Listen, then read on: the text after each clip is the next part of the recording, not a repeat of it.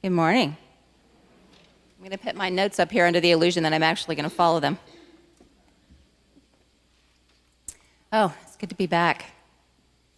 I met Reverend Aaron at the South Central Region, I guess, conference, and we had a conversation, and she met me afterwards, and she said, "We need to play." I said, "Yes, we do." So I'm back at Unity Village, which I'll tell you a little bit of a story about that here in just a minute. As we begin Advent, I really think it's important for us to start talking about transformation in every possible way, because Advent is all about the beginning of something new, right? It's about the understanding that we are preparing for greater things in our lives, right? That's what Advent is about. So when we start thinking about transformation, both as a community and both personally, this is a great time for us to have that conversation.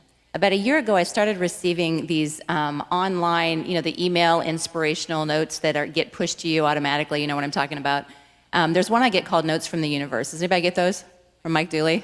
If you don't, go to tut.com, I think, and it's just hilarious. And the concept is that he writes these notes to me personally, of course. They always have my name on them. And this little piece of information, and they're signed like they're signed from the universe. And they're wonderful. So I wanted to share with you one that was provided to me, it was fairly recently, because I think it's really relevant to what we're going to talk about. It says, "There's perhaps no greater debilitating belief than thinking there are elements of your reality that you cannot control. Be they fate, karma, the influence of other people, your stars, your palm, your loves, your looks, your personality, your intelligence, your sense of humor, or the present. You simply decide everything moment to moment. Next decision, please." Signed, the universe. I love getting notes from the universe. It makes me feel especially important. But when I read this and I thought to myself, wow, there's a couple of ways that we can interpret that, isn't there? Because in one regard, it's absolutely exhilarating to think that the possibility that there is something greater for us and that we have some element of control over the outcome of our lives. That's exciting. But for some people, they might read this and think this is absolutely terrifying possibility to think that we alone are responsible for the trajectory of our lives, right? So we have to interpret that in a couple of different ways. The first time I walked into a Unity church, I was 11 years old, and it was here at Unity Village. It was not here because the activity center wasn't built yet. This was back where you used to have to go up the little spiral staircase into what is now, I think, the publishing arm, right? Is that part of the publishing offices? That's where the sanctuary was. Is anybody here back in the days of Janie and Sig Paulson? Oh, wow. Okay. I've just dated all of us, by the way, sorry. That was a long time ago. So this building was built, I think, when I was in high school. So I won't say when. I'll at least save you that. It was a long time ago. But I remember at that time, the first time I walked in, my parents brought us. And before that, we'd pretty much got on whatever vacation Bible school bus came by our house, right? So it's like 4 kids, you get them out of the house however you can, right? So, but at this point, I remember, I'll never forget this day as long as I live, because Rocco Errico was speaking. Has anybody heard Rocco? If you're not familiar with him, I think he's still around, isn't he? If you're not familiar with him, he's a biblical scholar, and he's also Aramaic. And I remember him telling the story about how the original Bible was written in Aramaic and how that doesn't translate literally into English. And I also remember him talking about how words meant very, very different things 2,000 years ago than they do now, right? I have a 15-year-old. I'm still trying to figure out the language, right? It changes so rapidly, right? But for example, the word sin. The word sin was an archery term, and it meant to miss the mark. To miss the mark. It just meant you missed the mark. You got to try again, right? So it's a very different experience than how we were brought up from the point of sin. And I will tell you, even in my 11-year-old mind, what I felt was an enormous sense of relief. Relief that not just because I was not going to be eternally doomed for my uneducated mistakes, but more importantly, that I had some element of control over the outcome of my life. That was a new piece of message for me. And it was exciting, and I felt some relief, and I knew that I was home. So, in fact, I went through the YOU with Steve Epley. Yeah, see, we go way, way back. So we know that Steve and I are relatively close to the same age, but that's as far as I'm going to go with that. So what was it, about 15, 20 years ago? Right, okay. Now, some of you have been coming to this church for a very long time, and for some of you, it may be the first time you ever walked in the door. But what we know for sure about any organization, and certainly about a spiritual center, is that the sum is only as great as its parts. So we can't talk about a church transformation without talking about personal transformation. And what that means is that this ministry and this organization can only grow as each of us grow individually, one soul at a time. So we can't talk about transformation globally, and we talk a lot in the media about transformation globally, and we're going to touch on that a little bit, but about what our responsibilities are as it relates to that, all right? Because when we talk about global transformation, we have to talk about beginning at home. So that's a big part of where we're going to go in today's conversation. We're all born with the inherent awareness that we are hardwired to do great things. Do you believe that? You knew that when you came here. You knew that, right? And so what that means is that you're not necessarily going to, adopt a starving family from Africa, even though you may very well do that, right? You have to figure out what your legacy is, whether it's for the planet, whether it's for your loved ones, and that legacy is both a conscious and unconscious collection of the thoughts you think and the choices you make. That is your legacy. And the thoughts you think create the actions that you take. And the actions that you take on a daily basis become your life. They become your daily transformation. And the reason I say daily transformation is because you are always in transformation. There is never a time that you're not transforming. You're always in transformation. Because the universe refuses to be stagnant. And just when you get to the place where you're trying to create some sanity in your life, and you can sit on your laurels in the comfort of the monotony of your day-to-day existence, something will happen to remind you that energy must move, doesn't it? It must move.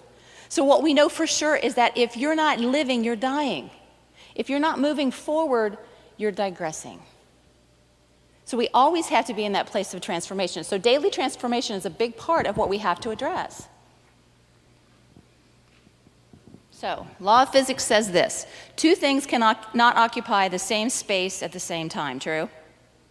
So if that's true, remember that from 8th grade, if in fact that's true, then we have to understand that something has to give in order for us to move to the next place, right? If you're in an unhealthy relationship, you can't find a better relationship until you are available. If you hate the company you work for, getting a promotion is not going to make you happier. Right? We have to be very aware of where we are in our experience and how that's going to show up for us in our lives. We have to proactively choose, right? We can either be a reactive victim of the circumstances around us, and we see this in the media all the time, which, by the way, if you're watching CNN before you go to bed at night, stop that, right? It is impossible for us to transform a planet or to solve any problems by giving our attention to it, right? I think it's Reverend Chris Michaels that talks about that's the collective peeing in the pool of consciousness, all right? It doesn't work. It doesn't work for us by giving our attention to that. It's counter to the law of attraction. So we know that that's not functional for us. So when we go through the process of figuring out transformation and the law of physics, Inside Out coaching model tells us this: it's not that people don't know how to act, it's that they don't act on what they know. Does that make sense? It's not that people don't know how to act, it's that they don't act on what they know. So literally, you could read every self-help book in Barnes & Noble and never transform anything about your life, ever. So it's not just about the things you read or the things you learn, because your brain is a computer, right? Input, output, right? Garbage in, garbage out. Right? But it's not just about the steps of taking the garbage in, it has to do with how we're facilitating that in every area of our life. So we have to be able to proactively decide what we want our life to look like and move forward in that direction consciously. That's really what transformation is. So let me ask you this: if we really know how to act, and we know the things that will make our life happier, easier, better, why don't we do it? Because what we've learned over time is that as soon as you start to take steps towards what you want for your life, the wheels will fall right off the bus of your current reality, won't they? Everything, and so you think, oh, here I'm doing all this spiritual work, and now my life is just going to hell in a handbasket, right? That's not what's happening. It goes back to the two things can't occupy the same space at the same time. You can't have a cruddy life and have the life you desire at the same time. You can't have destructive thinking that will take you to what it is you really desire in life. They don't go together, and they can't exist together at the same time. So that's why we don't do it, because the wheels will fall off the bus, and we have to be emotionally prepared for what's about to happen to us. Because the truth is, as you are a vibrational match to the things that are important to you in life, not everybody in your life is going to be able to go with you, are they? And that is a very complex position for us to be in. So all the circumstances have to change in order for us to be able to do that, right? So if we're not emotionally prepared for that, it can be very exhausting,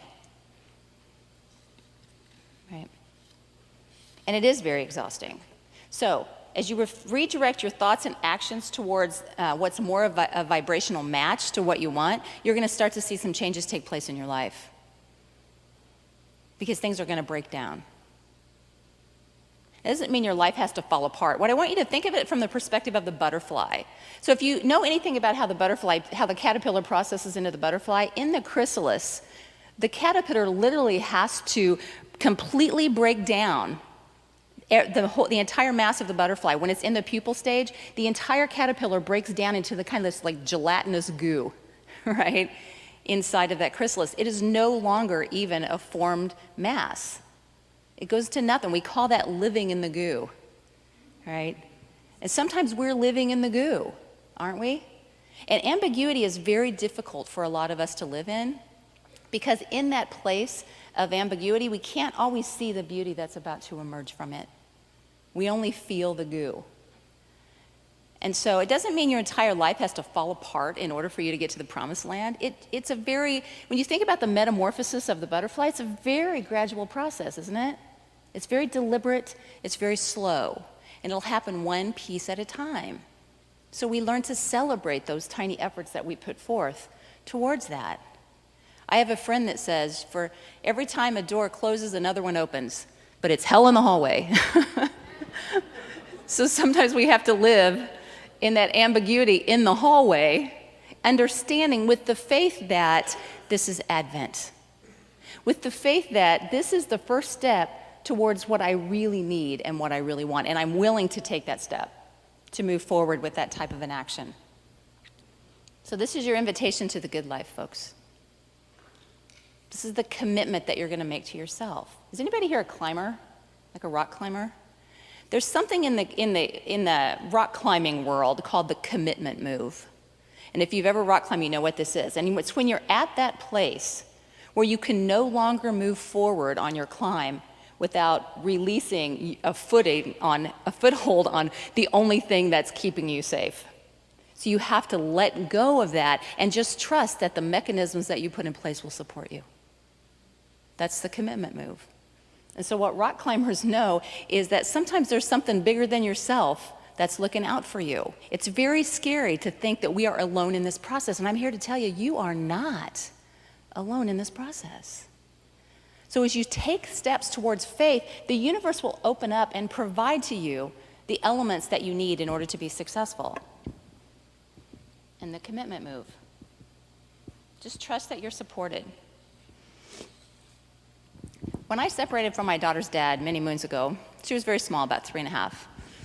She's a teenager now, right? So during that period of time, it was a very stressful time for me. And you know, if you've ever been through a divorce or a separation, what you know is that it's not your proudest moments, right? So you have stuff that goes through your head that's maybe not as pleasant or positive as they would be in other times in your life. So it's a really challenging time.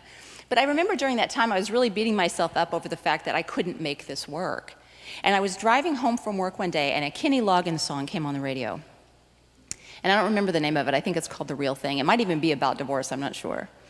So if you're familiar with that song, I'm a huge Kenny Loggins fan. He loves me, he just doesn't know it.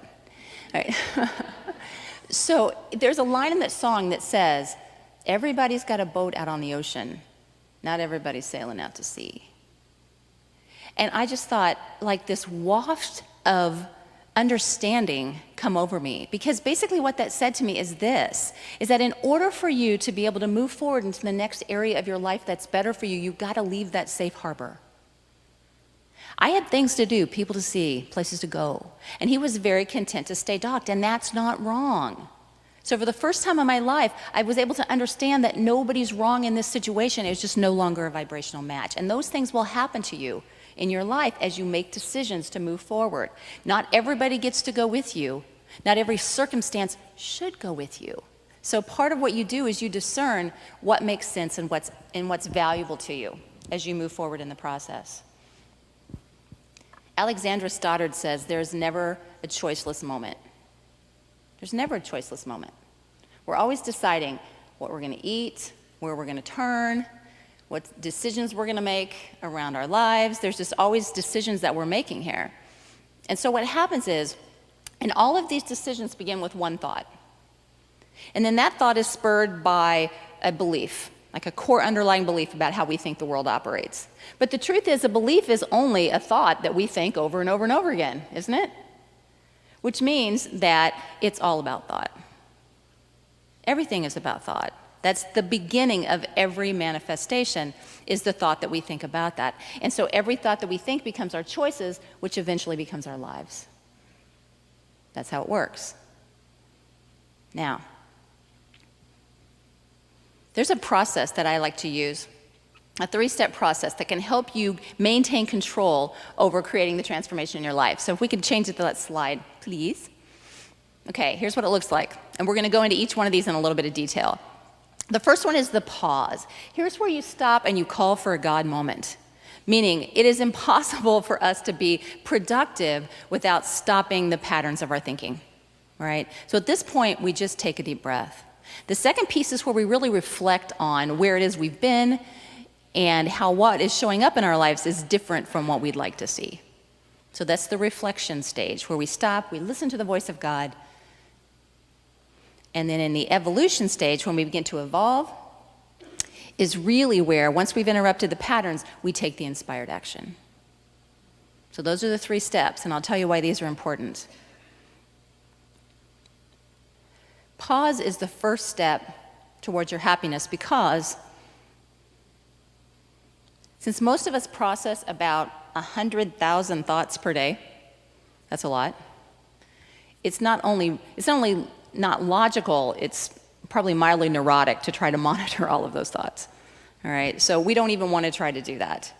But what we do need to take a look at is, because our brain is a computer, input-output, we got to take a look at the peripheral stimuli that's coming in as far as garbage in. We have to pay attention to that. So this is where we start to pause and do that. Because statistics tell us that in Western civilization, that's us, is that in Western civilization, by the time we are 12 years old, we will take on, if we don't take any control over what goes in and out of our brain, if we just kind of wander around, sleepwalk like most of us do in life, like most people do in life, not necessarily in the Unity movement, but we've been there, we've all been there, right? If we're not paying attention to that, the average human being will take in 9 negative pieces of data for every 1 positive. Isn't that staggering? 9 negative for every 1 positive. Now, if that's really the case, can you understand about the collective peeing in the pool and why that's happening? Right? So where is that coming from? Where is that stimuli coming from? It comes from the media. It comes from our childhood, right? Our teachers, our parents, our peers. You know, people we trust and believe tell us stuff that they believed, and so we believe it too. And so we've inherited a lot of times from our surroundings some of those things as well. So if that's the case, then we've got to pay attention to what it is that we're putting in our subconscious as it relates to our thoughts. The collective global goo that we were talking about, that collective global goo that happens when we watch CNN before we go to bed at night, is not productive for us. It's the reason the DARE program hasn't been very effective. Mother Teresa knew this, right? Way back when, she used to say, I don't want anything to do with an anti-war rally. I'm not interested. Now, if you want to have a peace rally, call me. Do you see the difference? Absolutely. That was worth applauding. We can applaud for Mother Teresa. Yeah. I think that is an amazing thing, right? Because what she understood is this: what you focus on expands, period. Doesn't it? The good, the bad, and the ugly. What we focus on expands. And so that's why we have to make sure that whatever it is we resist persists. I don't care if it's breast cancer or terrorism or just, a bad job, whatever it is that we're thinking about all the time, the universe, stars will align to make sure that that is your experience. Because that's what we've created. But what I want you to understand is that during this introspection, it's not just the thought, because the thought doesn't create the manifestation. The thought starts the process. What actually creates the manifestation is how you're feeling about that thought. Because the emotions and the feelings are what drive manifestation. That's what gets energy to move. So however you're feeling about that is really what's driving what's happening in your life. When my daughter was very small, in a particularly stressful period in my life, I didn't know, this is long before I really had a clear understanding of how energy operated in the world. And she started to get very sick. She got what they call an impacted colon. You know what that is? Where food won't process through her little body. And so she would wake up in the night screaming, and we'd have to rush to the emergency room, and they'd pump her stomach. And then she started getting rashes up her arms and the back of her legs. And I'm thinking to myself, I never talk about any of this stuff in front of her, so I'm thinking I'm being a good mom. But here's the reality, is that what I learned is that one of the weekends when all this was going on, I had a friend that invited me up to Minneapolis to attend a HeartMath class. And that's a whole nother conversation that we don't have time for, but it was the most amazing experience. And so I went up there, and they literally measured, it's about the heart intelligence, but they could literally measure the energy of the human body. Did you know that your body, if they could harness the energy just from one human body, would light the city of New York for a week? Isn't that insane? So they literally measured like the circumference around our body, like 10 feet, all the way around our body. And so we could see and feel that energy. And what I learned in that process is that like when we're all sitting here in the same room together, all of our energy fields are overlapping. You feel it? That's why when you first meet somebody, you can either be immediately repelled or immediately drawn to somebody before you've ever had a conversation. Either like you've known them forever, or all the little hairs on the back of your neck stand up and you're like, I don't know about this guy, right? Because what's happening is you're feeling their energy field before you ever have a conversation, and what's going on for them and what they're thinking. Because we're all connected in that way, right? And so if that's the case, when we start talking about the energy fields, what I learned in that process is that I was basically picking my daughter up from daycare every day and dumping my own emotional garbage all over my baby. That was pretty sobering. So then I got to where I would just, if I was in a bad place, I would just drive around for a little while, go get a pedicure, crank some Cyndi Lauper on the stereo, go get a 2-pump soy latte extra foam, whatever I needed. That would make me happy, and then I would go pick her up. And I'm not kidding you, within 1 week, every symptom she had, folks, gone. It was gone. Isn't it crazy? I'm telling you, I'm a believer in the power of the pause. It's very important. Now, the reflection stage, step 2, that's where we get to reimagine our life the way we want it to be. Very exciting for us as we start to go through that process. But first, we have to get real about what our thoughts have been. So here's the part where you get to take, I would say, very briefly, a non-judgmental inventory of what's going on in your life. This is not the place where you beat yourself up with how you got here. And the good news is this: I have people ask me, I've been doing stinking thinking for 40 or 50 years. Does that mean it's going to take me 40 or 50 years to catch up? You've thought that. Like, no.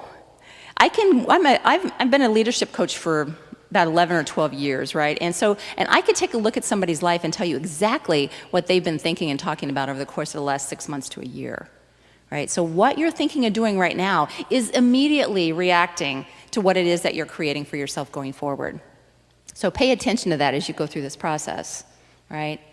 And we have to watch it, because in unity, as we're maturing in the spiritual process, we tend to be conditioned to not want to think about the unpleasant stuff, don't we? I'm good enough, I'm smart enough, and doggone it, people like me. Now, it's not just about creating or saying the right words or just regurgitating what we've heard. It's about having the feeling of hope and faith that come with that. So before you can transform your life in any way, You've really got to interrupt the patterns of your thinking. You interrupt the patterns, and first, in order to interrupt those patterns, you have to recognize that they're even happening, don't you? So once you recognize those, is anybody familiar with Doug Krug? He wrote the book Enlightened Leaders.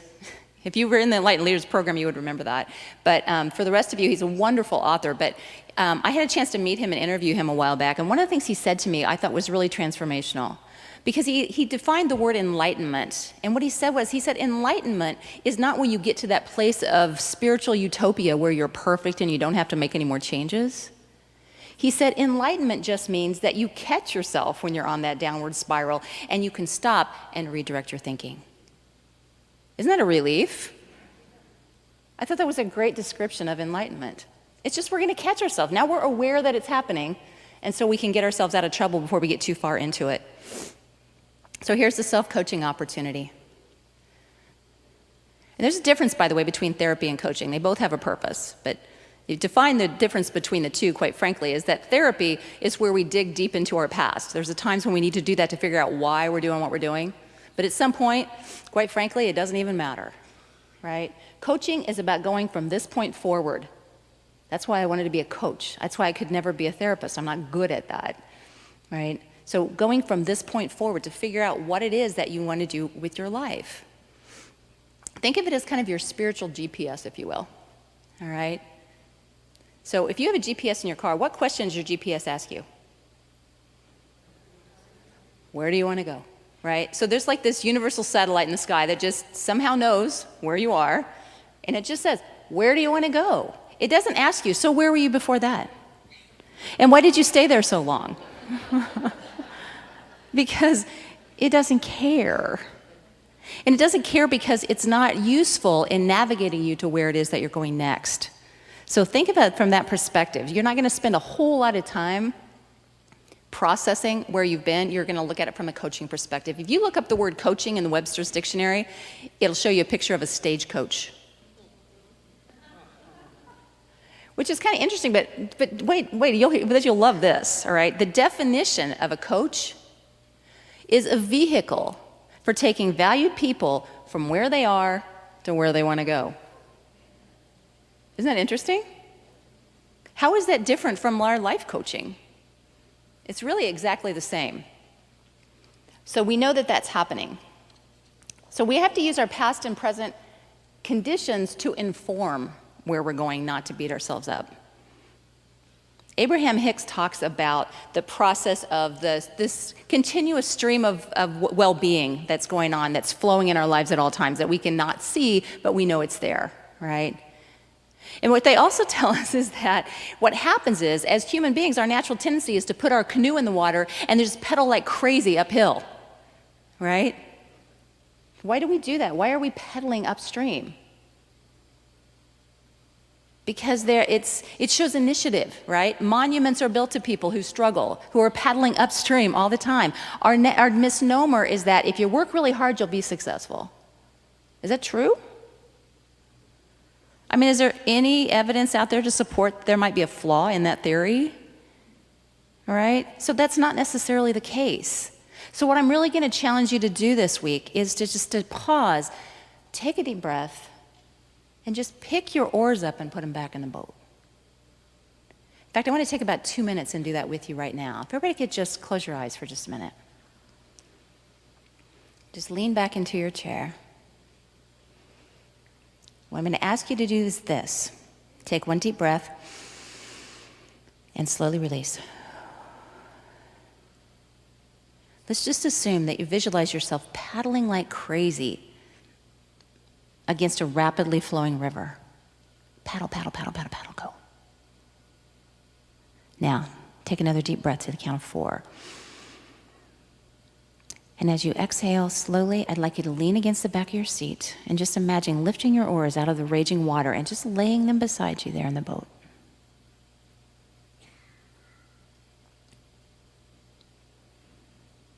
And as you do, your canoe will carefully begin to turn around and start pointing downstream. Very slowly, very comfortably.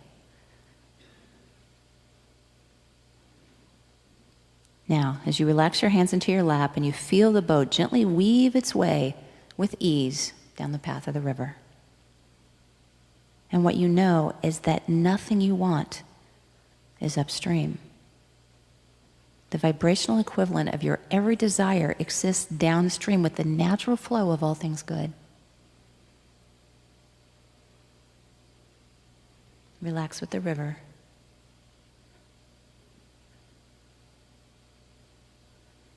And as you open your eyes slowly and come back into the room, I want you to bring with you this feeling of release and grace. The feeling of relief that is essential to moving from a place of struggle and tension to a place of your greatest desires. So, in the first part of reflection, we recognize our destructive thinking. Now comes the fun part.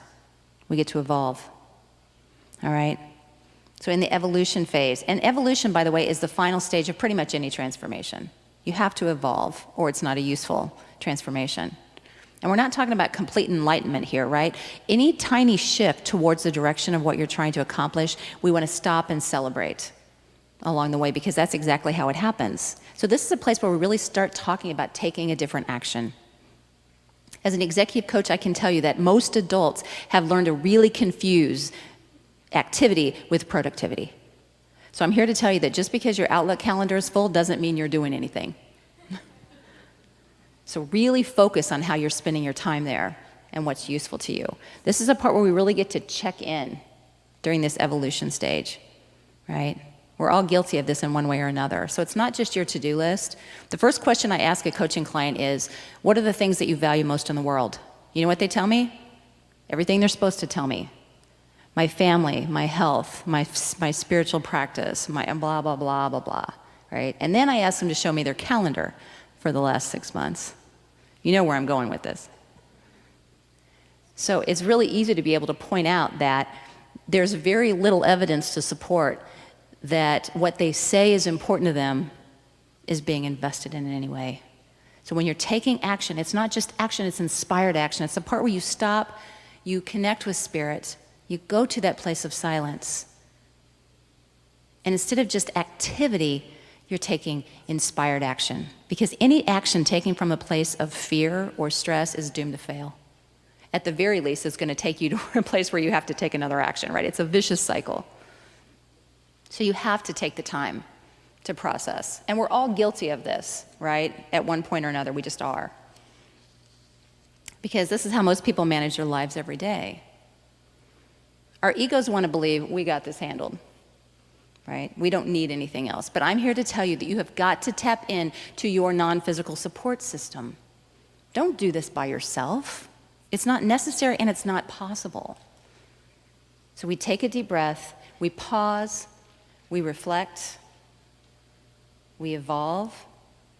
So before moving into right action, we take a few moments in the silence. We connect with spirit, we connect with the non-physical.